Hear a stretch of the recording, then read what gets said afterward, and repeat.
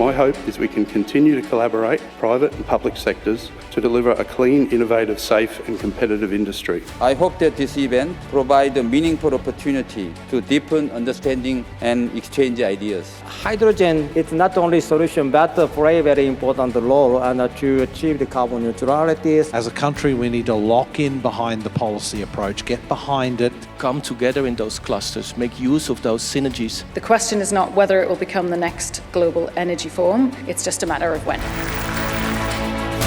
Events like the Connecting Green Hydrogen Conference are critical for bringing together different participants across the industry.